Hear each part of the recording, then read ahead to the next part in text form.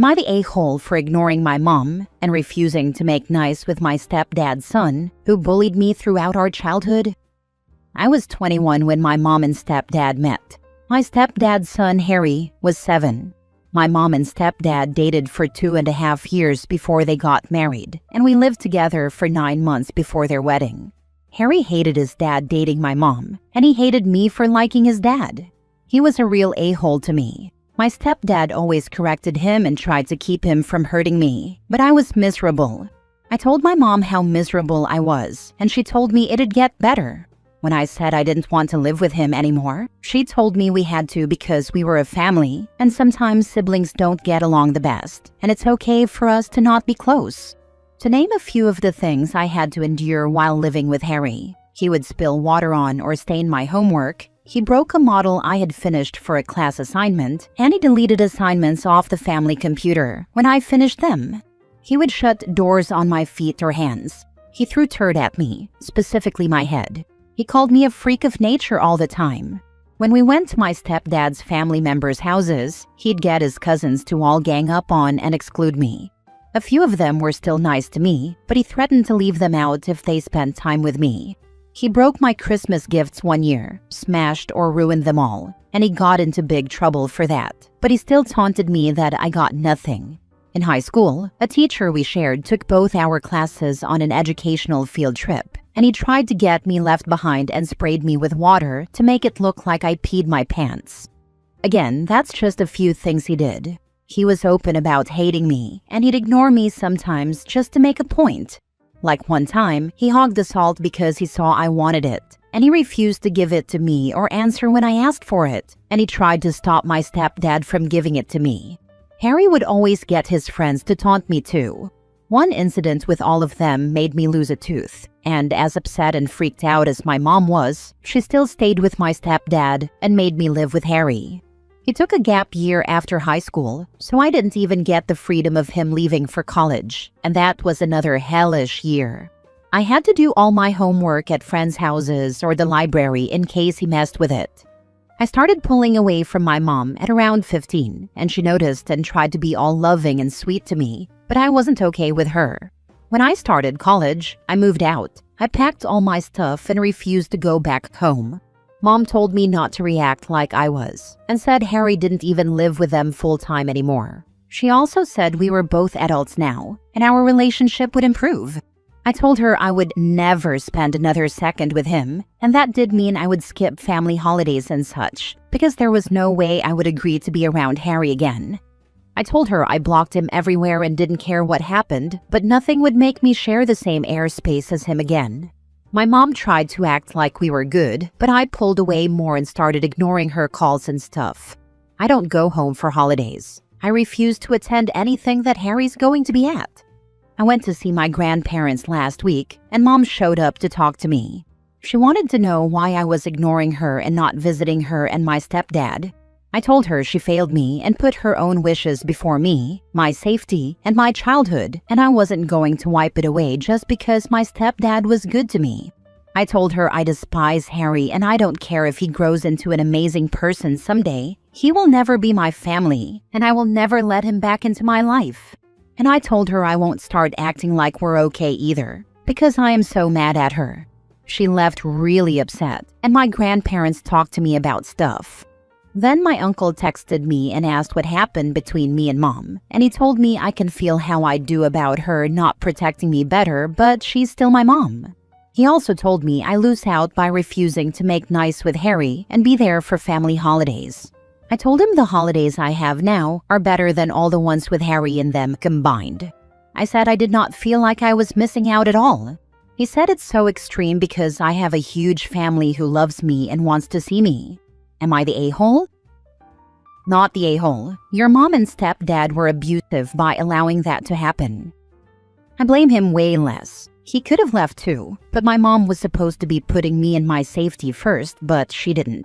My stepdad was an adult and could have probably done more, but Harry was his son, so I expect less. My mom has zero excuse though.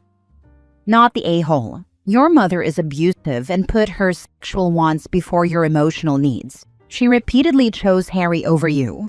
She doesn't deserve a place in your life or your future children's life. She willingly forfeited that over a decade ago. Don't let your uncle guilt you. He did nothing to protect you either. She hasn't earned enough trust to ever be in my future kids' lives. All I know is she'd let them be bullied and expect them to come out loving her and the bully. You need to cut all contact honestly. It's clear she won't ever realize it's her and her husband's fault. Let Harry take care of them when they are older. My mom will be on her own so fast when that time comes. Harry hates her too. He never wanted his dad to marry my mom. I can't even feel bad for her because at least she'll be an adult with some way to plan, unlike me who was just a kid. Next story. Am I the a-hole for not making an effort to improve my relationship with my sister or caring if I get to know her unborn baby? I'm 23 female, the second youngest of 6 kids. It goes Bran, 31 male, Kat, 29 female, Jax, 27 male, Sam, 26 male, me and Leo, 22 male. My relationship with my brothers is solid. I'm closest with Leo and Jax, but have a great relationship with all my brothers, truly. But my relationship with my sister was always difficult, to say the least. Kat has been clear since we were kids that she didn't mind having brothers, but hated having a sister, and she took it out on me. When the rest of us wanted to play together, she'd join in, but ignore me. Whenever we split into teams, she refused to be on mine. If we went anywhere and had to buddy up, she'd cling to one of the boys and refuse to be mine. Our parents used to pay her and Bran extra allowance to take the rest of us to the park, and she'd completely ignore me and would tell Bran I was all his responsibility. Whenever one of our brothers needed help, she'd offer, but if it was me, she'd ignore a request for help. Vacations were so not fun because, as the only girls, we'd share a room and she hated that.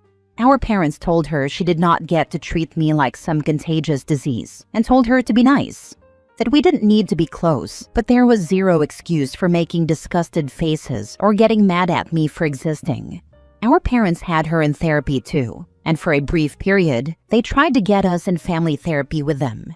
Whenever anyone would ask her what her problem was with me, she'd say she never wanted a sister. Bran used to tell her she was being a brat and hurting my feelings, but she told him straight that she didn't give a crap about my feelings. When I was bullied in middle school for not being as pretty as Kat, she actually looked so happy about it. That stuff started when she was like 18 or 19, and I was like 12 or 13. Even now, saying that sounds so weird, but she loved that other people thought she was better looking than me. When she'd come home from college and stuff, she'd ignore me. She brought souvenirs for our parents and brothers, but nothing for me. And come Christmas, she only got them gifts. Come my birthday, she never made the effort to call, send a card or anything, but she made the effort for all our brothers' birthdays and our parents' birthdays. I wasn't invited to her wedding. That turned into a huge fight. I told the rest of our family I wouldn't like to go now anyway. There was a lot of discussion about whether they should go, and I told them it was okay if they did go, and I didn't want them to regret not going on my behalf. They only went for the ceremony, and our parents refused to give her any money toward her wedding. I know they're still glad they went despite the issues. Whenever I see her, I still get the cold shoulder. Only now she's expecting her first kid, and the baby's due in a month. I was invited to her shower, but that wasn't directly from her. I chose not to go, nor send anything. When my parents found out, they told me it was a chance for me to try and improve the relationship so I could at least be in the baby's life. I said I don't need to be in the baby's life, and they said I should want to. I told them that I didn't really, and that was honest. Maybe if Kat and I were a little closer, but I don't see her kid or kids and I ever having much to do with each other. And I could see Kat poisoning them against me. Plus, a one-sided effort is not worth much anyway. My parents think I should try before I give up. They say she's about to grow now that she's becoming a mom. Am I the a-hole? Not the a-hole. Your parents are to blame. It was their job to handle this properly when you were born. They didn't. Kat was allowed to dig her heels in and obsess about this to the degree that it informed her personality to this extent. That's on them. The fact that they are now bullying you into letting her bully you more is disgraceful. Shame on them. I do hope that she doesn't have a daughter that she abuses. I had the same thought.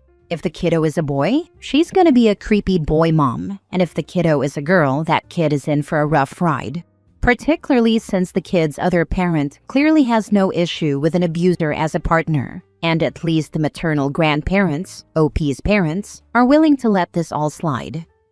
No, I can't see any reason for you to try to establish a relationship with your sister, whether it's for the sake of a possible relationship with her or for a relationship with her baby after it is born, or both. It all sounds like potential heartbreak, and you have had enough abuse and neglect from this poor excuse for a woman. You are an adult, and you are free to say no to your parents. Even if you weren't an adult, you'd have the right to stay away from your sister and her baby. There are many women who never grow up, whether they become mothers or not. We know this from hearing about so many narcissistic women who are mothers. I think of how heartbreaking it would be if you developed an attachment to the baby, and your sister continued her nastiness and eventually poisoned the child's mind as well. I think she'd do that too.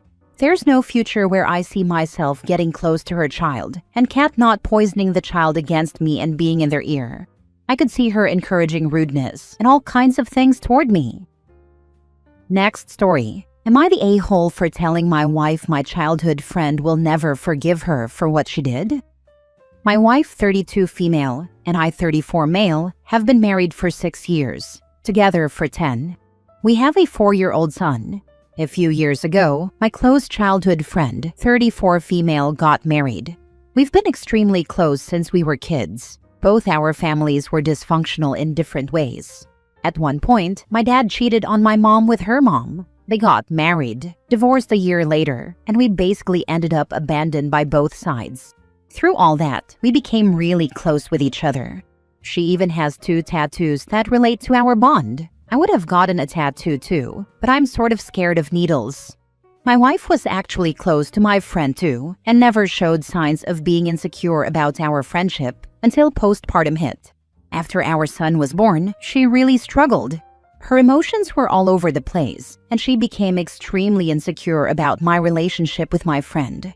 I was supposed to be man of honor at my friend's wedding, help plan things, and be a big part of the ceremony. But my wife was so anxious and uncomfortable, she begged me not to attend. It made me really sad, but I chose my wife. I told my friend I couldn't go and explained why. She was really hurt by it. Not angry, just really sad. But she said she understood. A couple of months later, my wife fully recovered and apologized, both to me and to my friend. I forgave her. My friend, however, didn't. When my wife reached out to my friend to apologize, my friend was polite but direct. She said she never wanted to speak to her again. She didn't yell or make a scene, she just drew a boundary. Honestly, I get it. It was a once-in-a-lifetime day, and she'd leaned on me for years, and I bailed. I still feel guilty about it. My friend and I still talk regularly. Nothing inappropriate. We're just close. Always have been. Recently, my wife asked if there was any chance my friend would forgive her. I told her the truth. No, that ship sailed. My wife got sort of quiet and looked sad, and hasn't brought it up again, but I wonder if I was too blunt. Am I the a-hole for not giving my wife hope and just telling her forgiveness probably isn't happening? Asking out of genuine curiosity. How is this going to work? Is your bestie gonna skip all life milestones and celebrations on your end? Or is it expected that she will be there and your wife is uncomfortable? Is it safe to assume your bestie isn't involved in your child's life? I'm just trying to fully understand the situation. Surprisingly, it doesn't actually change too much. We've always had our own little way of celebrating milestones, just the two of us. For birthdays, promotions, or any personal wins. We usually do something simple but meaningful, like grabbing dinner at our favorite spot, exchanging gifts, or just spending a few hours catching up. That's always been our tradition, even before we had other people in our lives. Obviously, the bigger get-togethers with all 4 of us, me, my wife, her husband, won't be happening anymore. But those weren't really the core of our friendship. She's not involved in my child's life, and I'm not looking to be involved in her future kid's life either. We actually agreed a while back that keeping our friendship separate from family stuff was the healthiest way to go. Too many complications otherwise. And yeah, my wife and she used to hang out occasionally, but that part of things has naturally ended now. Admittedly, when I first read your reply, I thought you were referring to you and your wife having these intimate ways of celebrating together. Kind of warmed my heart. It was only after reading the replies that I realized you were talking about your friend. Kind of think that speaks for itself. Bro really answered, "How are you going to handle shared celebrations?" with "Easy, I'll just celebrate without my wife." I know he's probably saying he'll do 2 celebrations, but just the way he phrased that is so funny to me. Last story. Am I the a-hole for refusing to let my roommate's girlfriend move into our apartment without paying rent? So, I, 25 years old, live in a 2-bedroom apartment with my roommate, Jake, 26. We've been friends since college and split rent, utilities, and chores evenly. Our lease is month to month, and we've always had bills paid. The place stays clean, no drama. About 2 months ago, Jake started dating Sarah, 24, and she's been spending a lot of time at our place. Like, a lot.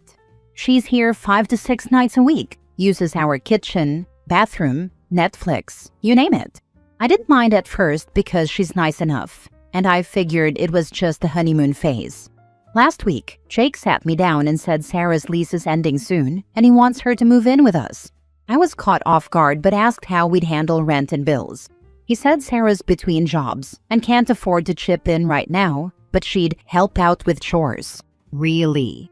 I pointed out that we already split chores evenly, and adding a third person means more mess, more utilities, and more strain on our small space. I suggested Sarah pay a third of the rent and utilities once she's employed, but Jake got defensive and said I was being petty and unsupportive.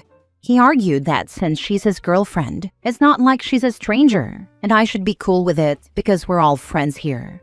Here's my side. I get that Sarah's in a tough spot, and I don't want to seem heartless. I've been unemployed before, and it sucks.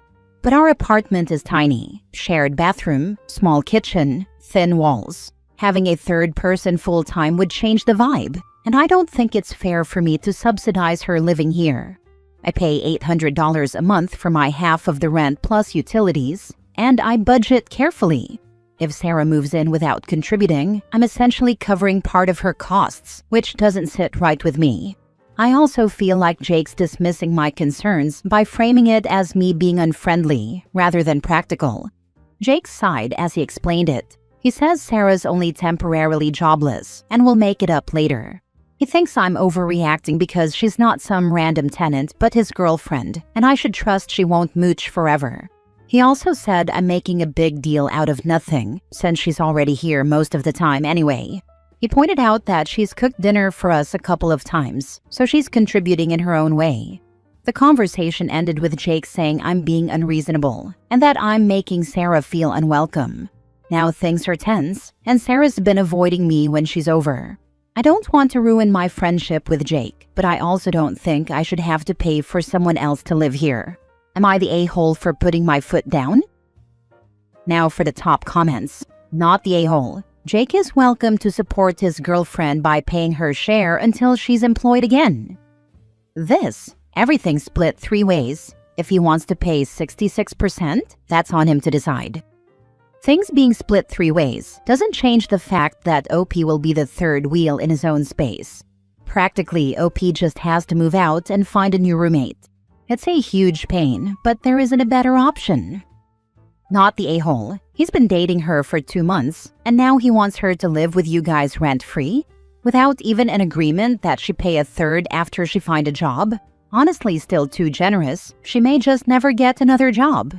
Nope. That's BS and possibly a violation of your lease to have her move in anyway.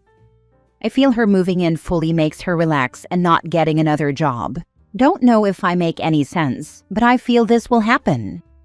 That is exactly what happens. If you let her move in, it's split 3 ways from the start and boyfriend can fund it. Ask your roommate to consider how hard it will be to evict her if the relationship goes south. It's only been 2 months. I can't let it happen. Am I the a-hole for kicking my mother out for throwing away my son's baking things because she believes that baking is only for girls? My 14-year-old son loves to bake. and he is really good at it too. He started with simple things like cookies, but now he can bake just about anything, from bread to pies, even cakes. Sometimes friends and people we know will ask him to bake them something, and he will charge them a small fee. My mother has always hated the fact that my son loves baking. She doesn't understand what kind of boy enjoys doing things that are meant for girls. Ironically, his younger sister hates baking. I tried explaining to my mother that there's nothing wrong with my son's love for baking and that she's being sexist, but my mother is stubborn and always makes sure to mention just how much she doesn't approve of it every chance she gets. She was visiting us for a few days, and I came home from work to find my son distraught. When I asked him what was going on, he told me that he came back from a friend's house, only to find that his baking things had disappeared. When he asked his grandma, she just said that now he can find a new appropriate hobby. He has a specific kitchen cabinet where he stores all his baking things, and sure enough, it was empty. They weren't in the trash either. I asked my mother what she did with my son's things, and she proudly told me that she got rid of them because I was clearly not going to do anything about it, and that I was a bad father for allowing it to go on as long as it did. These were approximately $200 worth of items collected over a period of time: hand mixer, scale, measuring tools, pans, etc. I told her that the only thing I have allowed to go on way too long is the constant disrespect for my son, and that she needs to apologize to him and either bring back his things right now or replace them. She stubbornly said that she is not going to do that, so I told her that first thing in the morning she needs to leave, and she's not allowed back here or around my children until she learns to respect their choices. She huffed and puffed all night and left in the morning. She was originally supposed to leave on Sunday, the day after my son's birthday. She even took the gift she had bought him and left with it. My stepdad called me to let me know just what a piece of turd he thinks I am for treating my mother this way and kicking her out like some random stranger. I told him that she did this to herself and hung up. Now for the top comments. These were approximately $200 worth of items collected over a period of time. That is actual theft causing you actual material loss. Just saying. Not the a-hole. If she's not willing to return or replace the supplies, then I say take her to small claims court and get reimbursed. Son might enjoy the process. Let him decide. Not the a-hole, and tell your mom to visit somewhere with elite cooking, like Italy or France, and see how many bakers are men. She has some outdated beliefs that are her problem, and not yours or your son's. I feel so bad for him though. That must have been really hard on him. Kudos for having his back. My mom is the most stubborn person ever. She would probably still disapprove. After this stunt, I have totally washed my hands off her. She can continue being backwards for all I care, as long as it's far away from my kids. You let her stay till morning. That was the wrong decision. You should have kicked her out and held her belongings ransom. Fair is fair. Maybe then she'd find an appropriate hobby that isn't bullying your kid. You legit let her in your house with that behavior? Apologize to your son for allowing it. I let her stay until morning, only because it was already late and she stays far. I really do wish I would have thought of holding her things ransom at the time, but I wasn't thinking straight. Thing is, she only said these things to me not around my son, and like I said on the post, I always made sure to tell her that she was wrong and sexist. I just never imagined she would take it this far. Yes, there were other ways that you could have handled this situation, but what you did do is still important. You did a great job in setting a hard boundary with your mother, and yes, you are a good parent to your son. Kudos. I appreciate that. Thank you. I still feel like I could have done more though. Next story. Am I the a-hole for telling my soon-to-be ex-mother-in-law that she's the one who taught her son he could cheat and think he'd get away with it? About 3 weeks ago, I found out that my husband has been cheating on me. The day I found out, I packed bags for me and the kids and left. I did not confront him about the cheating. I just let him know that our marriage was over, but that I hoped to work with him on an amicable divorce and custody arrangements. Of course, he did all the cliché begging, crying, swearing he would change, that it was a mistake, and it meant nothing, blah blah blah. I just said, "That's nice. Well, let me know where to send the divorce papers." He was shocked. He told me before that his dad cheated on his mom, but she was able to forgive him. He must have expected me to do the same. Since then, I have only communicated with him about the girls. He is running in circles trying to get me to react to anything else he says. I give him nothing. He has begged me to just talk to him. I said that there is nothing to talk about. My mother-in-law confronted me outside the gymnastics gym. I was going to hand the girls off to her so they could spend time with Dad. Mother-in-law told me that she was very disappointed in the way I'm handling all of this, that she expected more maturity from me, and that she hopes it doesn't impact the girls negatively long-term. I let her say what she wanted. She's allowed her opinion, but she looked at me, waiting for a response of some kind. So I asked her, "Why are you directing your anger at me when your son is the one who ended this marriage?" She said that I am the one who chose to end the marriage, not him, that he was willing to work on it and go above and beyond to prove that it was a mistake, and all that nonsense. And how it was most shocking how cold I've become, that I won't even talk to him. I said, "Well, what is there to say?" He decided to end the marriage. The time to go to marriage counseling was before he did what he did. There is nothing left to salvage. He made the decision, and now he lives with the consequences. She was getting herself all worked up and upset. Oh, boo-hoo. Don't you feel bad for tearing apart this family? Don't you want your daughters to grow up in a stable home? How could you walk away after all this time? She said she couldn't imagine breaking up her family over something like this. I said, "Well, maybe if you had, your son wouldn't think he can cheat without consequences. You're the one who taught him this." She got that big shocked look on her face and told me that I was being a needlessly cruel monster over all of this. And, oh boo freaking who, she's disappointed. I'm not keeping the girls from him. I'm being helpful with those arrangements, and I plan to be generous when it comes to splitting time. I have no interest in taking anything that wasn't mine when we entered into our marriage. But somehow, I'm the cruel monster? How? I said, "Well, maybe if you had, your son wouldn't think he can cheat without consequences. You are my heroine. Best to you and your kids." I would have added on, "You showed your son that he can cheat without consequences. However, I'm not raising my daughters to think this is acceptable for them to tolerate. Not the a-hole at all. Your soon-to-be ex sure is." Apparently, your soon-to-be ex-mother-in-law listened to someone who gave her that same damned speech when her husband was out fooling around. And she bought it. How dare you not buy it? How dare you have your self-respect, dignity, and integrity, while she has a son who is no better than his cheating father? Not the a-hole. And there is absolutely no way on earth that I would set the example for the daughters that they should allow anyone to walk all over them like that. Heck no. Before we even got married, I told my husband cheating was a deal breaker. No forgiveness, just divorce. He was on board because his dad cheated on his mom, not the a-hole. My ex-husband and I had the same conversation. His father also cheated on his mom, but they stayed together, and I thought he was on the same page as me. Found out after 9.5 years together and 4.5 years married that he was seeing another woman, told her he cheated on her with me, the wife, got her pregnant, and then lied about all of it still until after the divorce. She knew he was married, and their twins were born on my birthday before we were officially divorced, and still tried saying he wasn't cheating. Oh, and forced our 8-year-old autistic son to partake in his wedding to her, 6 weeks after our divorce, when my son had never even met the woman before. Now my son has nothing to do with him at 14.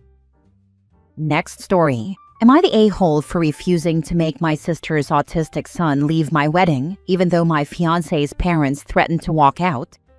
This happened a few weeks ago, and things are still tense. I, 28 female, recently got married to my now husband, 30 male. We planned a medium-sized wedding, about 80 guests, fairly traditional, nothing super fancy. My sister, 32 female, has a 9-year-old son, Jamie, who is on the spectrum. He's verbal but gets overstimulated easily and sometimes makes sudden loud noises or flaps his hands. We all love Jamie, and my sister takes amazing care of him. I've always included him in events and made sure he felt welcome. Fast forward to the wedding. Jamie was seated at the family table, and my sister had headphones, fidgets, a sensory kit, all that. During the ceremony, he made a couple of noises, nothing major, just excited squeals. It honestly didn't bother me. I barely noticed, but apparently my fiancé's parents were livid and called it disruptive. They pulled him aside afterward and asked him why a child like that was even invited to a formal event. They told him either Jamie had to leave before the reception or they would. My husband told me about it during cocktail hour. I was furious. I said, if they leave, they leave. I'm not kicking out my nephew because they can't handle a child being happy at a wedding. He backed me up, and Jamie stayed. They ended up walking out right before dinner. No speech, no toast, nothing. His dad called me a self-centered brat later and said I ruined their son's big day for a performative inclusion stunt. My sister cried when she found out. Jamie didn't fully understand, but he asked why some people don't like my happy sounds. Since then, there's been a rift. My in-laws think I disrespected them. Some of my own family members said I could have just asked my sister to bring Jamie to the ceremony, but not the reception, and compromised to keep the peace. But to me, that felt like telling my sister her son is a problem we need to hide. So, am I the a-hole for choosing my nephew over keeping the in-laws happy at my wedding? Why did anyone tell your sister? And why tell Jamie? Just let them leave and move on. They can go pout at home.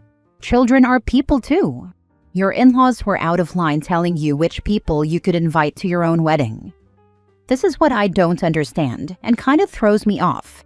How did Jamie even know they left, let alone that they left because of him? And especially, how did he know enough to ask why people don't like his happy sounds? Was someone really an a-hole and told him all this? At his age, it would have been easy to not let him know. Sister was crying. Probably the easiest thing she could think to tell him was that.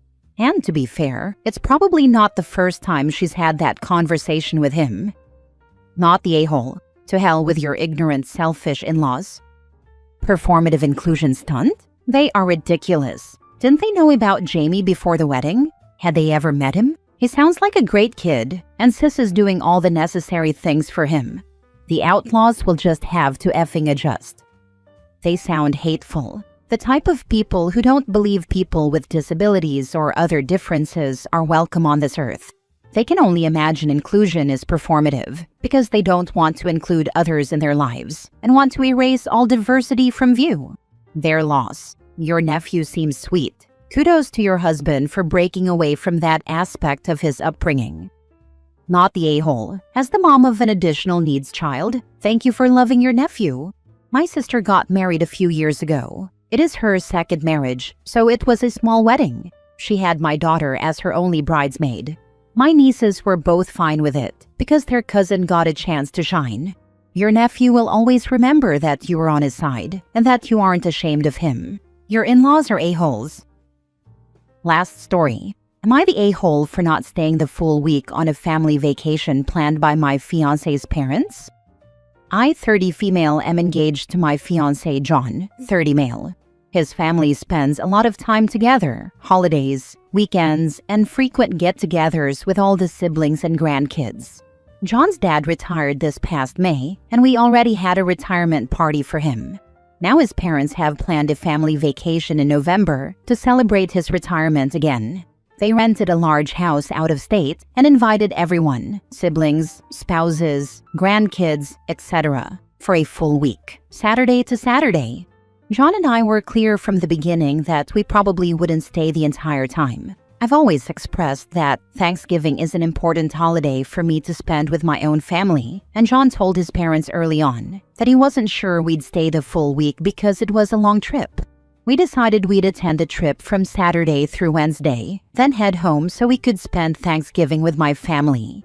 Since then, there's been some subtle pushback. His parents have said things like, "It's just one Thanksgiving," or asked if John could stay even if I left.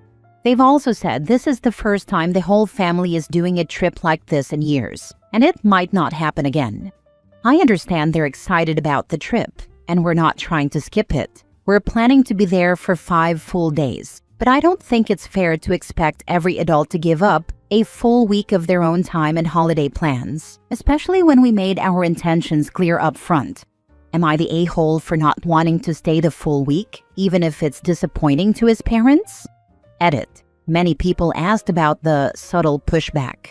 It was subtle in that they are communicating with John. His mom blew up when they asked about booking flights, and he said, "Yep, our plan is to come Saturday to Wednesday to get back to OP's family for Thanksgiving, since it's important to her." She went off saying, "It's just one. She can't miss just one? And can't you just stay?" Then he left that conversation upset, and we got in an argument about holding the boundary because he is a peacekeeper and tends to people please.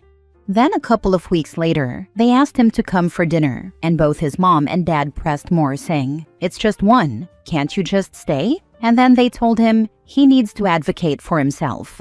He was great about all of this. He held the boundary and told them this is a we decision and that this is what we are comfortable with. He told them he doesn't want to be away from his fiancée on the holiday.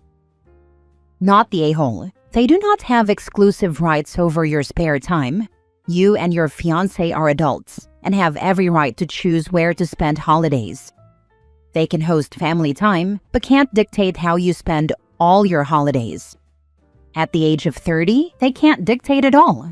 They can host and invite, but the OP can decline. Not the a-hole. You have offered a reasonable compromise between their desire to host their entire family and your desire to spend the actual holiday with your family. His parents have said things like, "It's just one Thanksgiving."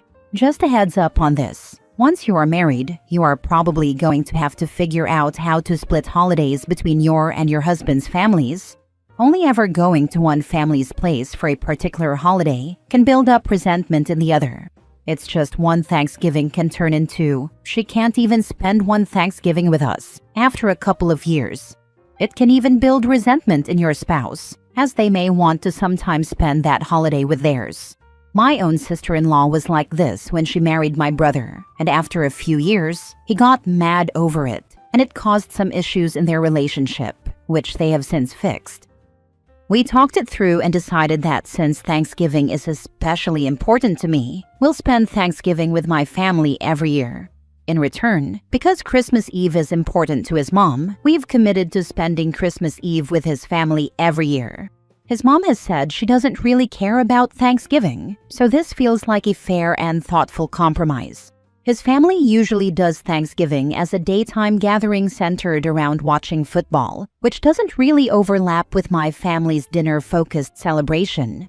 But even though there's no direct conflict, I don't really want to split the day between two families or bounce around, especially since I help cook the meal with my mom.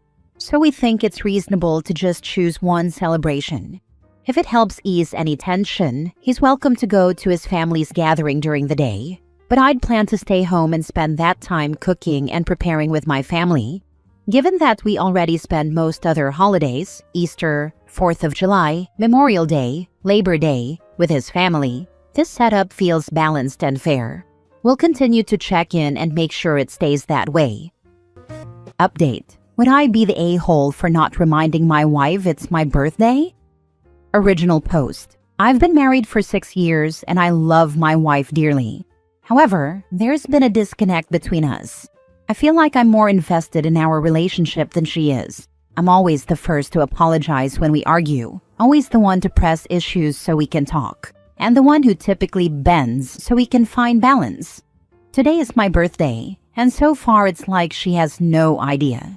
We went through the normal motions this morning, talked about our day, and she asked if we can grab takeout tonight from her favorite place, so she's clearly forgotten. I'm not someone who makes a big deal about things like birthdays, but also, I guess I'd like to have it acknowledged. I'd like that reassurance that I matter to people.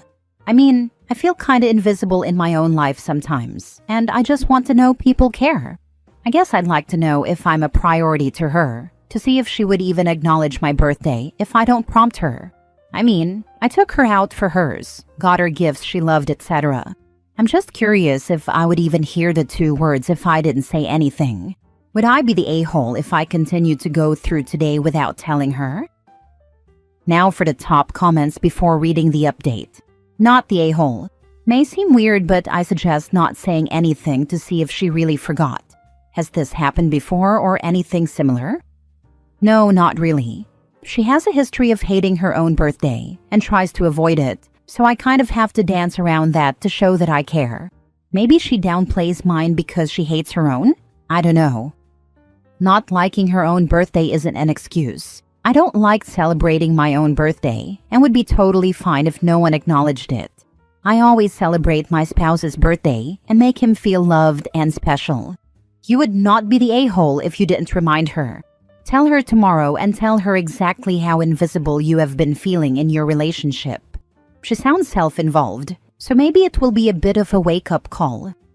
Yeah, I think I'm just going to go this route. I don't want to tell her and have her just be reactionary. I'll tell her tomorrow and how it made me feel and try to work on us. She has a history of hating her own birthday and tries to avoid it. Nah, man, that shouldn't matter. She actually should be making sure you enjoy your birthday. Just because she hates her own doesn't mean she shouldn't do something special on yours. I still say you keep going about your normal day just to see if she really did forget. If she did, then maybe figure out if you guys are willing to fight for your marriage. I would definitely fight for it. As for me, it'd be just one of the stumbles of marriage. If you decide to fight for it, then you guys should definitely sit and have a long, calm conversation. Seems like you guys need to communicate more. If that doesn't work, maybe try couples counseling. It'd be a shame to throw away a 6-year marriage over someone forgetting a birthday. Not that it's not important, but it also isn't a super long marriage, and there's still time to see if you guys really do love each other, so you don't waste any more time, energy, and effort on a marriage that might end later, you know? I'm not going to throw things away over this. That would be ridiculous. I'm just not gonna deny that it hurts she's forgotten. Like, she'll keep up to date on things she's passionate about and tell me about them all the time, but something like this just gets dropped.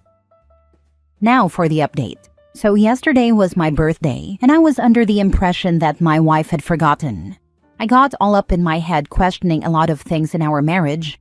My wife had earlier mentioned getting fast food from one of her favorite places, and it made me think that my birthday wasn't even on her radar. Well, following the advice I received, I didn't say anything to her. I went to pick her up from work and give her her keys. We're down to one car between us because mine is in the shop, and everything played out as normal. However, instead of going to Crushed Red like she had mentioned, we pulled up at my favorite Mexican restaurant that we only go to on special occasions. Over the course of one massive burrito and some deep margaritas, we got to talking. She said it was really hard not to say anything, but she wanted to surprise me. I told her how I had felt, and she was immediately apologetic. She blamed herself, and I told her she had nothing to apologize for. She was trying to surprise me, and I could have remedied everything by just communicating. We talked about our relationship a bit and had a good night. She asked me what I'd like to do, and I just wanted a simple night. So we went home and watched a movie together I'd been trying to get her to see, The Raid Redemption, which she actually really liked. All in all, it was a good night, and a lot of my fears were misguided. I felt like I owed you guys an update after so many of you reached out yesterday. Hope you all have a good day. Bro went from she forgot my birthday to we're bonding over burritos and beating people up in the raid. Emotional roller coaster, but 10 out of 10 ending. Yeah, honestly, I can't explain it. It's what I was feeling at the moment. Figured I'd tell it like it happened, lol. This is so relatable for me. I'm glad after the spiraling there was this outcome. Sounds like a great birthday evening to me. Good update. This is why I hate surprises like this though. Like, you want me to spend half my birthday being miserable because you want to surprise me later? Makes no sense. I mean, to be fair to her, we spent most of that day working. We currently work in the same building, and she didn't have a whole lot of time to do or say much. I was stuck working and spiraling a bit for several hours. She was looking to surprise me with it after we got off work. I used to plan parties. After witnessing lots of people feeling neglected by their loved ones, keeping a surprise secret, I started telling people not to pretend to have forgotten the occasion. So many hurt feelings that don't go away in an instant, even if the reason was wholesome. I mean, once it clicked what her plan was, etc., I stopped feeling hurt. If anything, she felt so bad for making me feel that way, even if it was inadvertent. I told her not to hold on to it and that I wasn't upset anymore now that I understood the situation.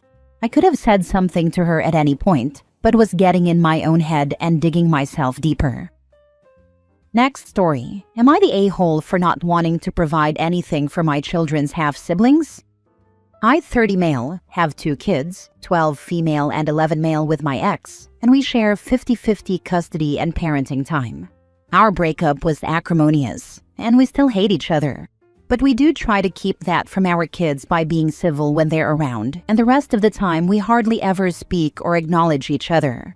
All communication outside of face-to-face is done via an app. She has 4 additional children. She has a 9-year-old son with someone else, and she has a 6-year-old daughter, 4-year-old daughter, and a 2-year-old son with her husband. I have never purchased anything for my children's half-siblings, nor have they ever asked to buy stuff for them with me, or asked me to buy them anything. I have never spent time with their half-siblings either. We do custody exchanges at a third-party location, and they go from one car to the other with minimal to no interaction between their mom and myself. My ex's parents have kept in touch with me over the years. Back when my ex's 9-year-old was born, her parents hinted that I should take him on as my own son because of the situation with his biological father. I ignored it, and after a few months, they dropped the subject altogether. They have overshared things about my ex's household, and I had to tell them it wasn't something I needed to hear unless it involved my children. But I know her husband doesn't accept or provide for the 9-year-old thanks to them. And this is an argument now being used. I provide a lot of what my kids need and want. When it comes to school supplies and clothes, I do it more frequently than their mom, because the quality between what she can buy and what I can is different.